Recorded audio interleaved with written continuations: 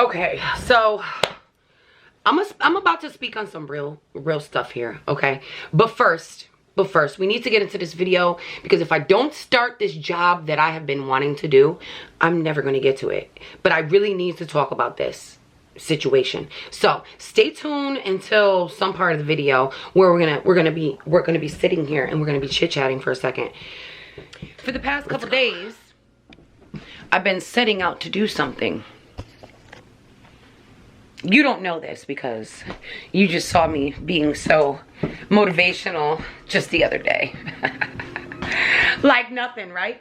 Hold on. Okay, so for the last couple days, for a while actually, I have been wanting to spot paint. If you've been with me for a while, we do this every now and then, sporadically. Just like I do the attic sporadically, because the stupid attic just ends up getting like that, because God knows why, but whatever. It's just something that I end up having to do. So I got my paint and we are going to spot paint and make things crispy. And we're also going to talk about some things, because your girl did not wake up on the right side of the bed this morning, and I'm going to tell you why. But first, I cannot talk about anything. I have to get into what I'm doing, or else we're not going to start. I will start talking about it, and it really bothered me this morning. So I just know I'm going to get into a rant if I start talking right now. So we're not going to do that. We're just going to do what we came to do, and that is painting. So first, I have to move everything away from the walls. Williams all-in-one, so it's extra white and it's latex, so, and it's satin, so that should be pretty good.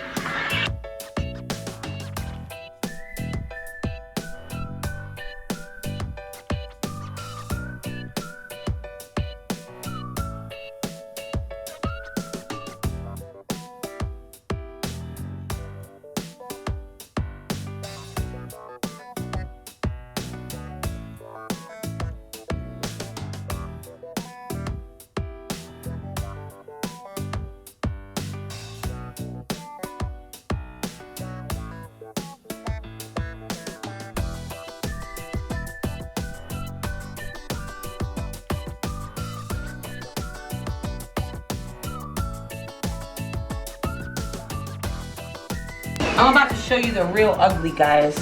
The real ugly. Don't judge me. I saw this morning. Uh-oh, really? Bum, bum, bum, I'm scared, I'm scared.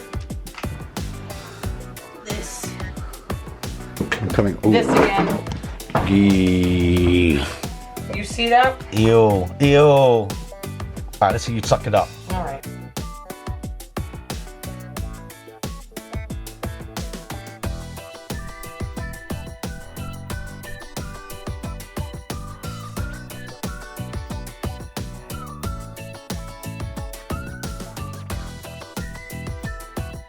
This is nasty too, but I'm gonna show you. Zoom up on this. Where am I going? Right here on the floor. Okay. Can anybody guess what that is? A nail? That's my toenail polish I peeled off last night. Ew. Ew. Ah! Melly. I did it last night, alright? I'm cleaning it up right now. The heck? Watch me suck up my toenail polish. Disgusting. It's not my toenails, it's just my gel polish. Like, I have a tendency of, like, when I'm fidgeting, or maybe I'm like, I don't know, if I'm fidgety, anxious, or something like that, I will start, because I don't really have much nails, and I pulled off my nails yesterday. I go to the toes and I start picking my toenail polish off. Does anybody else do that? I know I'm not the only one. And it's gel polish, so it like comes off with like one single layer, and like I'll just peel them all off. So that's what I did last night. Bye bye. Wow, you're just bearing the truth today. I did.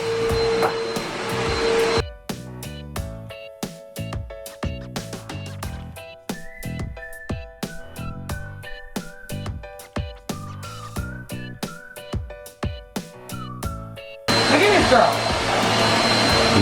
Nosy. Good biggie. Smiling. She's like, oh yeah. Really, I just really want to hit just pieces that are bothering me. And I'm going to show you what. Okay, so despite Mona having a whole scratch thing upstairs, right? So despite that whole scratch pad, for some reason, Mona built a habit, and we should have stopped her when she was a kitten, but when she was a kitten, you didn't think that she was gonna do much, right? She would just like kind of stretch and do it. Now she's not a kitten anymore. Look what she's doing, guys. Now I don't know what to do. Come here.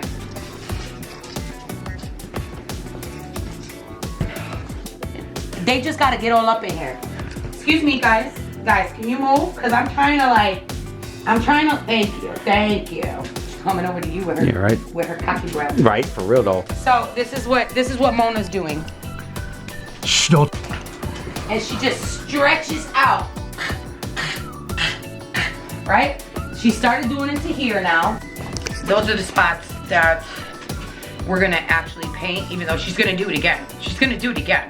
But like I was saying in my previous video, I have been here for 4 years. You know what I'm saying? There's gonna be wear and tear. Yeah, I already came with the grips of, okay, if my dog don't do anything, my dog is good. Like, you would think having a dog, the people will probably blame that on my dog because it looks like something a dog would do, right? I don't know, maybe a dog would usually like do that on a door. But anyway, let me shut up and just get to painting. How about that? Yeah? Yeah.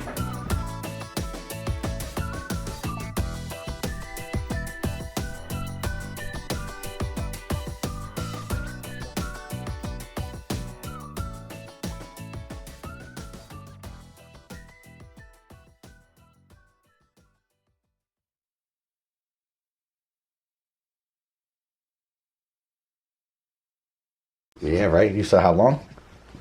It's gonna be 4 years. 4 years. Yeah, that's crazy. Yeah. It doesn't feel like that. Wow. 4 years went by that fast in this one house. Yep. Damn, this house sucks too. Nah, not to say it like that. Let me stop hating. I really like this house. I'm just saying like the little bathroom. The bathroom sucks, Yeah. okay? We know that. Yeah. We talked about that. Yeah, in exactly. the last video, how the bathroom But sucks. besides that, yeah, nah, we're blessed. We talked about a lot of things in that video. Yeah. Yeah, we be talking, huh? We just be dry snitching on ourselves. Well, I talked about Talk about everything. Sorry, babe, I'm going around all crazy. I'm trying to get you a good view, but... Should I paint that? That ugly pot? I mean, if you can get it without messing up the floor. No, I'm gonna wipe that off. Did you? Let's see. Let's see how good you did. I'm gonna wipe it off. You gonna wipe it off? Let's see if it works. Let's see if Melly's method works. Make a mess and wipe off. Wow, wow. Like a razor blade cut that. Wow, girl. Okay. I need a razor blade though. You proved your point, girl. I do need a razor blade. I need to get this off. It's bothering me. I think it's gum. Oh, from when I the see kids, that now. Yeah. Yeah, from when the kids were here. Oh my God. Don't believe on nobody. Remember the house. The house came. No, Chill, this is chill. gum. Chill. This is gum. This You is don't when, want dry snitching. when Dry your snitching. nephews were here, for some reason, every time they had gum, I would always find it on the floor. Nephews. That was you nephews? And they swore, That's or maybe it's grimy. maybe it's from somebody's shoe, okay? Or maybe the house came like that. That's my story. Maybe it's from somebody's shoe, but that's gross. I'm picking it off with my finger. Yeah, that is kind of gross now that you're saying that. If it's from somebody's shoe, if it's from their mouth, I don't care. They say that the mouth is the dirtiest part of the human body, though. Yeah, well, so is the ass, but people still eat it. Whoa, say that over here. What? But wait, what? I said, well, so is the ass, but people still eat it. Holy moly. There's people out there. Jesus, vicious. We don't know anybody like that, because I sure enough ain't going to share a drink with them. Yeah, definitely. Or anything. Share anything with them. But Yeah, exactly. Because if that's what you're doing, I'm just I saying. don't want no pieces of that. Could be worse. Okay, Like, warn me, bro. If that's what you do, like, listen, I'm not here to judge you, but warn me, bro. Don't pass me the bogey. Like, you bro. Save me. Like, I don't know. I'm innocent. So if you know something that I don't know, gladly deny me, bro. All right, get back to you painting, spot painting. So the problem is, like I said, there's hair all over the place. Even hair that's stuck on here. So I'll do that's how you bring it back. Remind me. I'm gonna do that later. All right, baby. I got a lot of work to do here. Yeah, and your list is getting bigger and bigger the more, because like you only pointed to 2 little spots, 3 spots, I think. No. You're already painting spots, so you didn't even show us. No. This is like all plus stuff for you guys. I hope you guys are enjoying this video. No, Make sure you press like if you're watching this video right now, because this is like plus stuff. Guys, am I wrong? She did not show us this. This is like exclusive, like bonus track. You know how you got like bonus music? Like you just gave us bonus content, bro. I did. I told them that I was doing my baseboards. Oh, you did? Yeah. You just wasn't there. You're not always there, Kilo. I was right here holding the camera the whole time. No, I thought. You weren't. Man. No, you It's weren't. crazy because even when I try to be here, somehow I don't be here. It's weird. Nah, just kidding, baby. Okay, well, you're doing a good job. I thought in the beginning is when I introduced them. just cut all this stuff off because people think I'm smart, and I don't want them to know that I'm an idiot. It's our secret. I'm definitely keeping that part. Like Kilo snitching on himself. If you're like, here, you're gonna cut it to it. Just be like, hi, babe, I love you. I'm just an idiot. Voice be all weird because it's chopped up. No, that's too much. That's funny.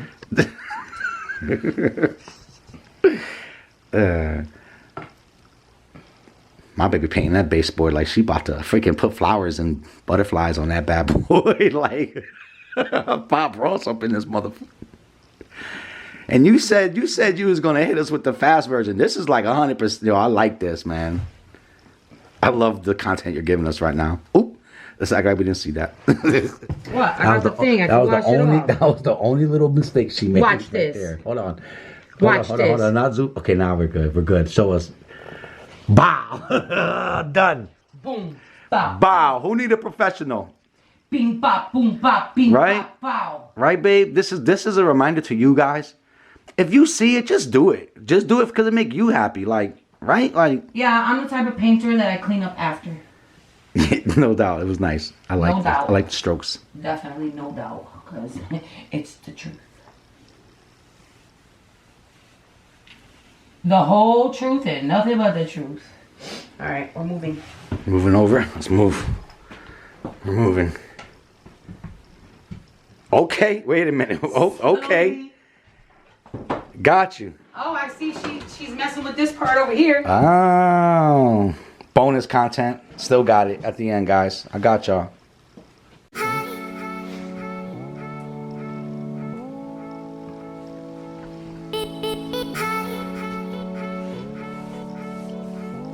Yeah, you. I'm painting up your stuff, girl. You.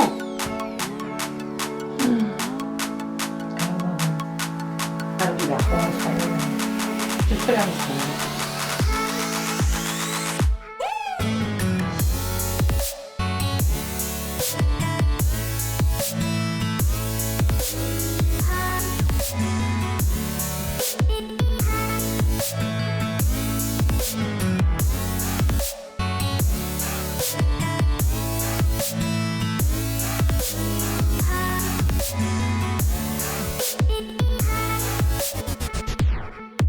All right. One wall down. Yeah, see that? It's looking much better, man. Much better. Nice and crispy. Nice and crispy. Nice and crispy. Nice and crispy. Now we gotta do that.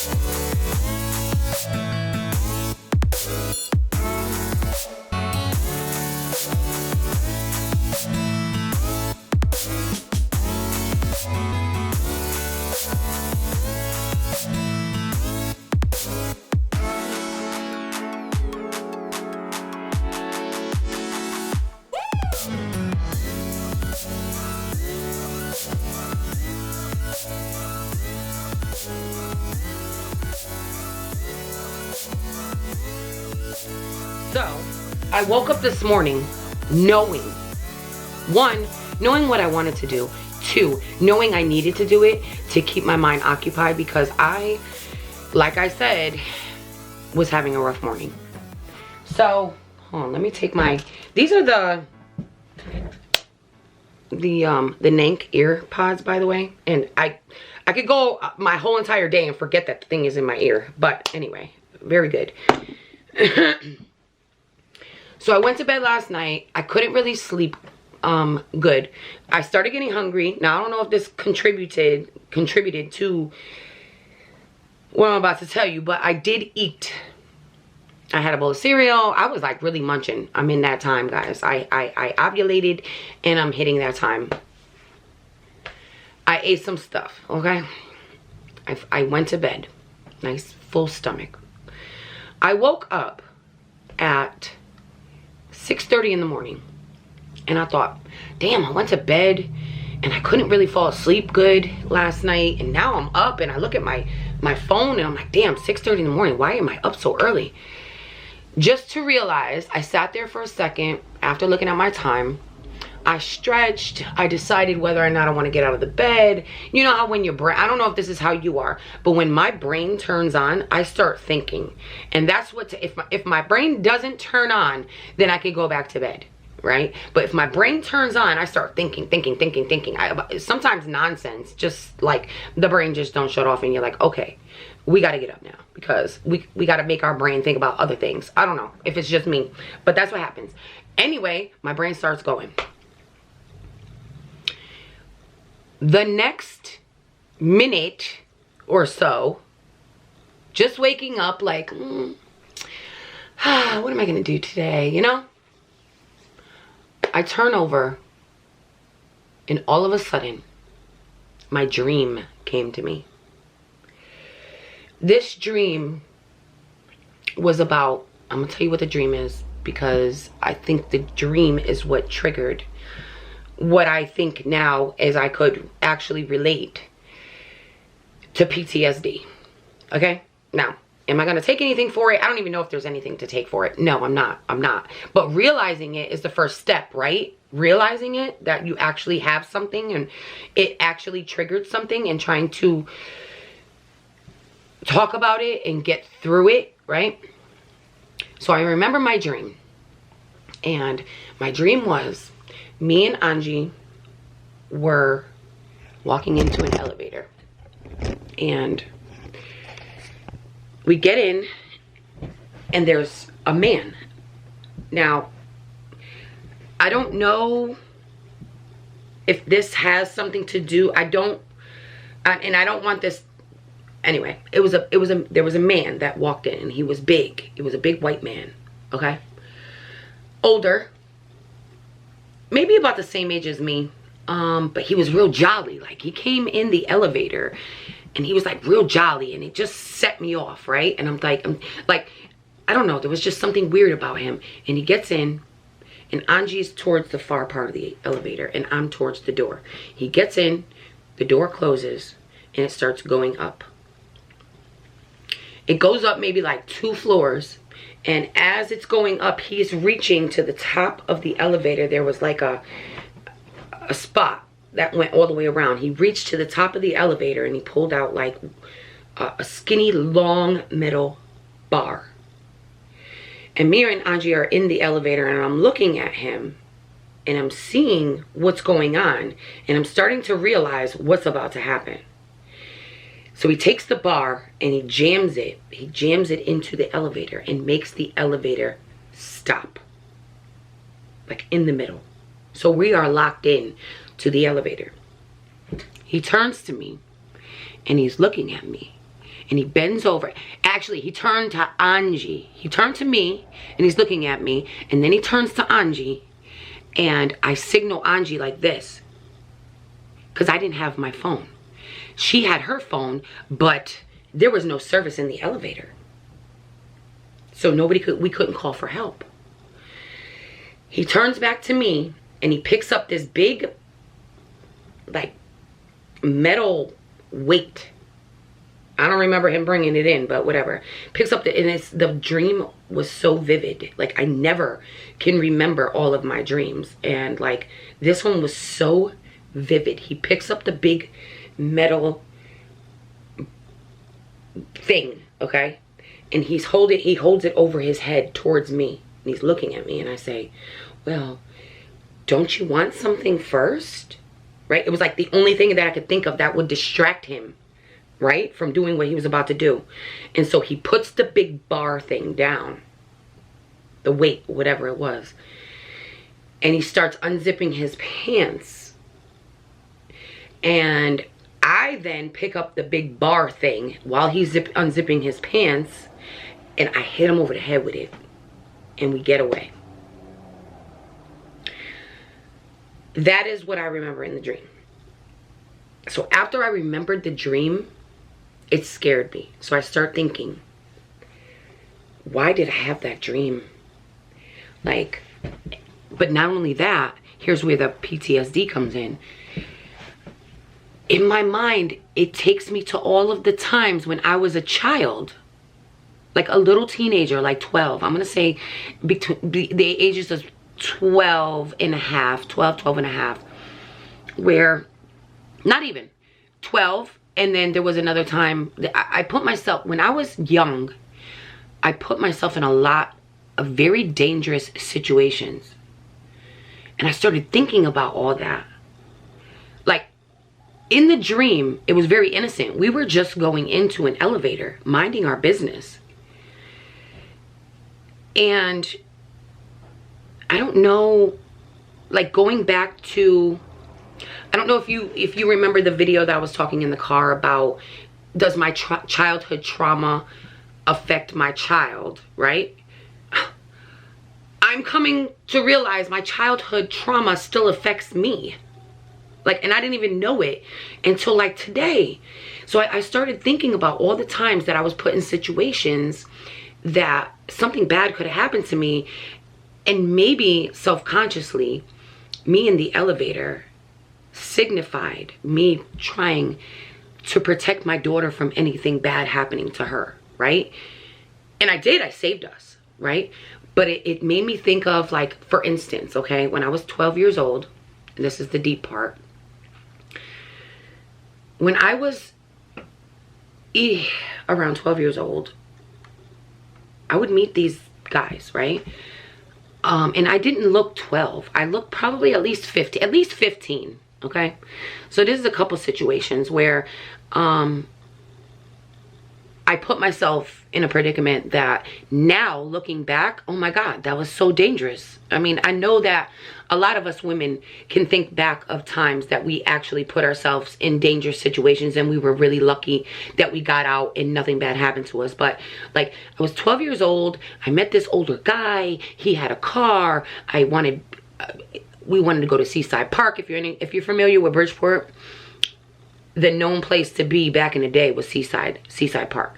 You would go there, you would drive around. So me and my cousins, we'd always try to find rides, how to get down there, right? So I met this guy. He was older. He had a Jeep. And he would come by with him and his younger cousin, who I think was like 18. And he would pick me up and pick up my cousins. And we would go driving around.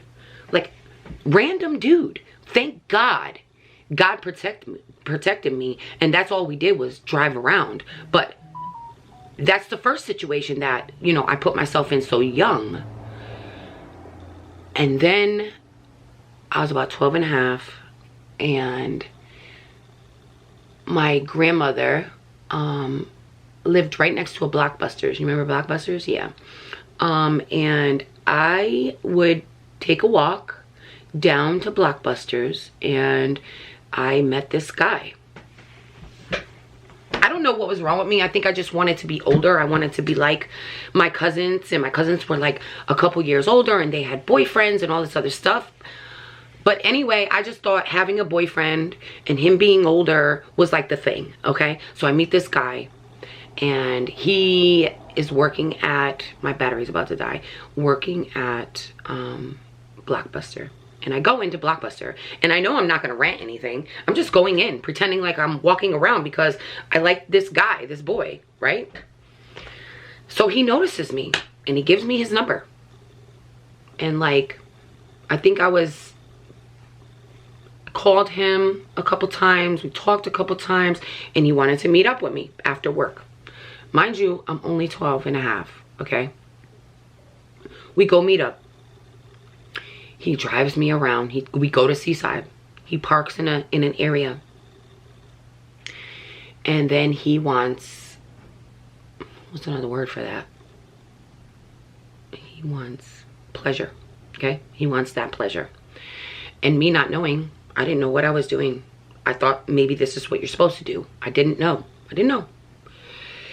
I said, okay. Like, I was scared. Never did it in my life. Wasn't prepared. Didn't even know how to do it. And so I had gum in my mouth. Didn't know I was supposed to spit it out. I didn't know what I was doing, guys. Anyway, it happened. The gum was everywhere. It wasn't nice. Didn't feel good. But then again, I knew he was older. Maybe this is how it's supposed to happen. Let me change my battery. That's not the end of it. All right, hopefully this battery is actually charged. I don't know why they're going so fast. So then maybe a couple days go by. Look at this guy. He snuck in here. Maybe a couple days go by and he calls me, and I'm at my grandmother's house. He calls me, and I think we took a ride another time to his friend's house. Now, he was 19. He never really asked me my age. I think he automatically assumed I was like 16. That's what I'm thinking. I'm thinking he thought I was 16. I might have told him that I was 16. But even though 16 and 19 is still a no-no, right? Even back, how old am I? Years ago. 30 years ago, okay? So even back 30 years ago, we always knew it was wrong, right? So we took a couple rides. Nothing happened in there. He would take me to his friends or whatever. And then there was one time that he called me, and I was at my grandmother's house, and he said, oh, I was thinking I was going to come over. And I said, well, my grandma's going to be home soon. I don't think you should come over. And he said, it's okay. It's okay. I'll be quick. It'll be quick. And I'm thinking, in my 12-year-old mind, what do you mean it's going to be quick? He was like, well, you know, it won't be long. I'm just going to stop over. So I say, okay. And he says, well, what are you wearing? Me in my 12-year-old mind says, clothes. And he said, well, put something comfortable on. But I was wearing some shorts. It was summertime. I was wearing some shorts and a tank top or whatever. And honestly, I don't even remember where my grandmother was. But obviously, she trusted me. You know what I'm saying? And I said, I'm just in like some shorts and a top. You know, put something comfortable on. And I'm like, I am comfortable. Anyway, a knock comes at the door. And it's him. And I knew I was scared because it was my grandmother's house. And I must have been a little scared because of what had happened maybe the day before or something in the car. But because why else would I try to make the excuse of my grandmother coming, right? Well, he made his way in. And it wasn't long before he sat me on the couch in my grandmother's house. He reached down. I remember this so, like, I'll never forget it. I'll never forget it. Although back then, I didn't think it was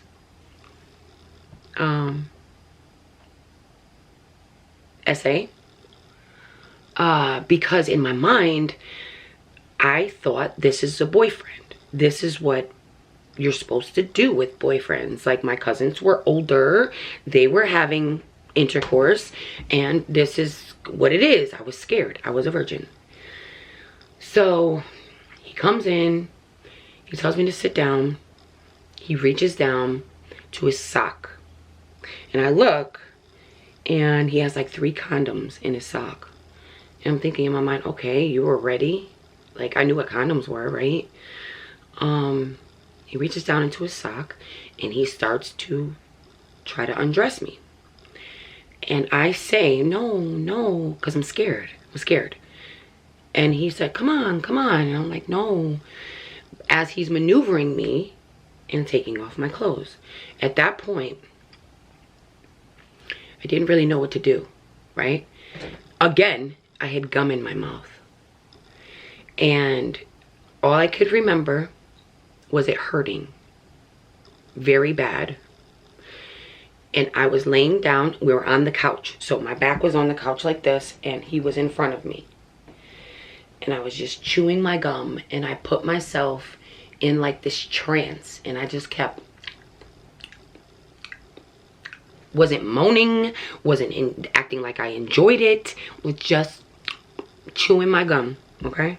So then he finished, and I got up, and he was about to leave, and he tells me, oh, no, I go to the bathroom and I'm bleeding. I'm bleeding so bad. I mean, the toilet bowl was filled of blood, filled. And I try to clean myself up. I guess I was still bleeding. I don't know what made me bleed, guys. He must have cut me or something inside. Anyway, I go. He said he was going to leave. Okay, I'm going to leave now. I go to the door. He looks down. He says, oh, you got blood on your leg. And I'm like, oh, okay. And he leaves. I don't hear from him. I don't hear from him again. Now me, I'm like, you know, I'm calling my cousins. I'm like, yeah, I'm not a virgin anymore. You know, I'm doing all this, da da da. Not realizing at that point that, Melly, you were actually just SA'd. So I talked to who was actually like my aunt, like I was raised around her. It was my uncle's girlfriend, and she was about 21. Yeah, about 21. And I told her, and she told my mother. And like I said, I did not think that it was that at the time. My mother took me to go get a SA kit at the hospital. They did tests like that, and they saw that I was severely damaged inside. Like, guys, my whole lip was so engorged. Like, he legit hurt me. He hurt me. So we did all that, and then my mother made me go to the police station and file a report. And I kept saying, but he didn't do that. It's okay. Like, I don't want to do this. And because he was 19 and I was 12, even though he thought I was 16, it was still that. Because obviously, you know, I had no choice. My mother was telling me to go. And I'm glad I did, you know, because I took the right precaution. But, like, at that age, I didn't think nothing of it. Like, I just thought that this is how it's supposed to be. I didn't even think. I was just so excited. Like, I'm not a virgin anymore, guys. I want to tell all my cousins and my friends. Like, and honestly, like, that, all that came into my head today. And it did something to me. And there was also another time that I put myself in a situation, but that's besides the point. But all this that I'm thinking of is like, wow. And it made me realize I need to talk to my daughter. Because you know why? When I was that age, nobody told me what sex was supposed to be. My mother didn't tell me. I mean, she probably thought I was too young. But I was into boys. I had boyfriends at like 12. I had a secret boyfriend. She had to know. She did know. But she never had that conversation with me about sex. And how it's supposed to feel. And it's not supposed to hurt. And if the boy is trying to do something and you don't want them to do it, then they have to listen to you. Nobody told me that. And I do remember them asking me, did you say no? Did you say stop? And I did. I did. So, like, realizing that this dream brought that up made me also realize that I need to work on myself. Like, I need to heal. But then again, like, it keeps me wise for my daughter. So anyway, after all of that was triggered in my mind, so my point is, talk to your kids. Talk to your kids, because, like, let them know, like, this is not only, like, I'm gonna have a deep talk with her. Like, not only, you know, you're supposed to wait until you know the guy, that you love the guy, you know, you want to wait until marriage, but, you know, come on, we're here, right? That's not usual, but we want them to think that, but we have to be realistic. I want to have a very deep conversation, and I probably will tell her about this. I think it's time. I mean, she's 15, so so anyway, I go into the kitchen and she's sitting at the table. Now we're getting back to after the dream. She's sitting at the table and I tell her, Angie, do you have your self-defense keychain? Because I bought her self-defense. I don't know if you guys remember. I don't even know if I showed it. It had mace on it, and it had like a thing that it's legal, that if you put it on your hand, it has like cat ears and you could, you know, hurt somebody with it, and then there's a whistle. She says, no, Ma, I don't know where it is. I'm like, how do you not know where it is? Like, come on, Angie, where is it? And she doesn't know why I'm freaking out. But she's like, why, Mom? Why? Why do I need it? And I'm like, because I want you to have it. She's like, why? And I didn't want to get into it right before school, but she gave me no choice. So I'm like, listen, I had this really bad dream. And then, of course, when I'm starting to talk about it, and I had just woke up, so I'm like, I had this raspy voice, just waking up, and I'm like, the ugliest face. I'm like, because we were kidnapped in an elevator. You're gonna tell me that. She's like, okay, Mom. I'm like, just, you need to find it. She's like, but Mom, there's no elevator. Like, I'm not gonna be in an elevator. I'm like, Angie, you don't understand. It's not about the elevator. It's about me making sure that you are protected and nothing bad can happen to you because you're prepared. And she's like, well, I'm gonna be okay. So but it was a morning, and I just feel like, I felt like I just needed to talk about this, I guess. Because honestly, I really didn't think, when he had told me I had PTSD, I really didn't think that I did. And, you know, there's like, you know, between, you know, me and my husband, in all the years that we've been together, you know how you have like playtime, and then there's the, you know, the handcuffs and things like that. I can never be, I always have to be the one in control. And I kind of knew, kind of like, it was because of that later on. I think it was about 20 something when I realized what happened was really assault. And then it triggered, you know, that's why I can't do stuff like that. And, you know, because of that time. So, and like, no means no, and you're not convincing me. Like, I get that. But I didn't think I had PTSD from it. And now I think I do. So, shout out to all you women who have been through situations like that. My heart goes out to you. It's never right, and it's never your fault. No means no. And yeah, so that's a little bit more of me that I'm sharing with you. With that being said, let's go finish doing what we came here to do. Now that I feel a little bit relieved, because I talked about it, I also talked about it with Kilo, but it's different than, you know, reaching out to my people and really having this intimate conversation about what it's like and what I'm gonna do about it, you know? Maybe I should really do therapy. I don't know. It doesn't really affect me like that, but it did. It triggered something, and nothing ever in my life ever triggered anything back to a bad memory like that did. And it didn't, I mean, like I said, maybe it goes back to my childhood trauma and wanting to protect my kids. I don't know. But whatever it was, I had to make sure that Angie was protected when she went to school today.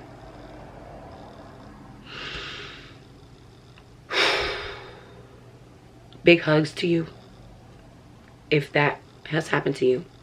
huge hugs to you. Let's go. Okay, let's finish the rest off.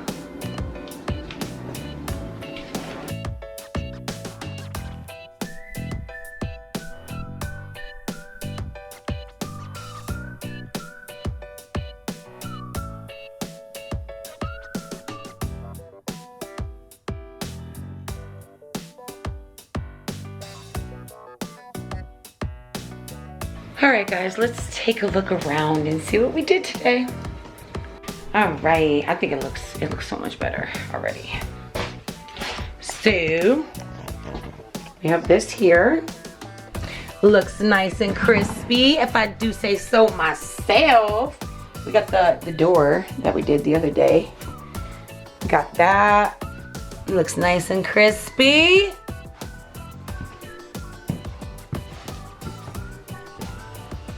It's all nice and clean. Oh, that one looks way better. And all of these look way better. Okay, that's it. That's all she wrote. Nothing a little spot painting can't fix, huh? I mean, there's a couple other things that I want to fix up, but that was the bulk of the thing. I really wanted to do the baseboards. It was my biggest thing for a while. And then when I went inside the attic, I found the paint, which then triggered all of the things that I wanted to do with the paint. So anyway, thank you for being here. If you're contemplating on doing it, just do it. Stop thinking about it. And as far as the conversation, thank you for letting me vent. Thank you for letting me free myself today. And until the next video, I love you mucho. And I have paint all over me now. And I will catch you on the flip side.